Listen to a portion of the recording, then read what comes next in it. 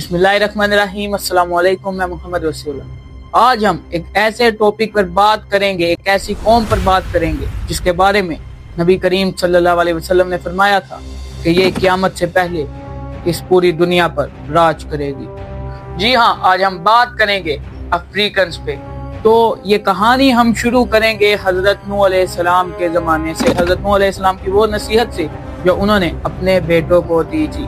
हज़रत नूह अलैहिस्सलाम ने अपने सबसे बड़े बेटे हाम को ये कहा था कि तुम्हारी नस्ल में से अल्लाह पैगंबर भेजेगा, और अपने सबसे छोटे बेटे याफिस को ये कहा कि तुम्हारी औलाद में से लोग बादशाह बनेंगे, तुम्हारी औलाद पूरी दुनिया पर हुकूमत करेगी, जैसे कि ऑटोमन एम्पायर और रोमन एम्पायर, ये सब याफिस की औलाद में से।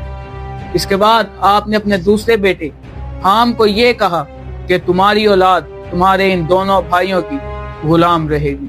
हज़रत नूह अलैहिस्सलाम ने तकरीबन 950 साल तक अपनी कौम को अल्लाह के दीन की दावत दी। इसके बाद आपका विसाल हो गया। इसके बाद आपके बेटे साम की औलाद यूरोप में जाकर रहने लगी, याफिस की औलाद पर्शिया में जाकर रहने लगी, और हाम की औलाद अफ्रीका में जाकर रहने लगी। वही डार्क कलर्स के लोग जिनको आपने कहा था कि ये अपने दो भाइयों की औलाद की गुलाम रहेगी। इसके बाद हाम की औलाद जो थी वो अपने आप को स्लेव सी समझने लग गए थे, जबकि वो साम और याफिस की औलाद से भी पावरफुल थे। तो दोस्तों, ऐसा ही हुआ नबी करीम सल्लल्लाहु अलैहि वसल्लम के ज़माने तक।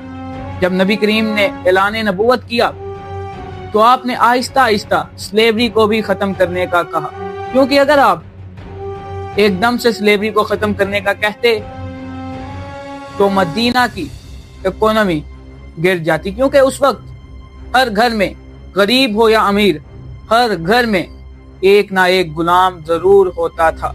इसलिए आपने एकदम से स्लेवरी को ख़त्म करने का नहीं कहा, क्योंकि अगर आप एकदम से स्लेवरी ख़त्म कर देते तो इतने ज़्यादा गुलाम कहाँ जाते, उनके पास रहने की, खाने पीने का कोई वसाइल नहीं होता। इसलिए आपने आहिस्ता आहिस्ता स्लेवरी को ख़त्म कर दिया। आपने कहा कि अगर कोई अपने गुलाम को थप्पड़ मारे तो उसको आज़ाद करना पड़ेगा अपने गुलाम को। आपने ये भी कहा कि अगर कोई इंसान अच्छा खाता है तो अपने गुलाम को भी अच्छा खिलाए, अगर कोई अच्छा कपड़ा पहनता है तो उसका गुलाम भी अच्छा कपड़ा पहने। इस तरह आपने स्लेवरी पर ऐसी शराइत रख दी कि आहिस्ता आहिस्ता सब गुलाम आज़ाद होने लगे। आपको मैं बताता चलूं कि हज़रत बिलाल हबशी भी गुलाम थे, जिनके अजान दान ना देने पर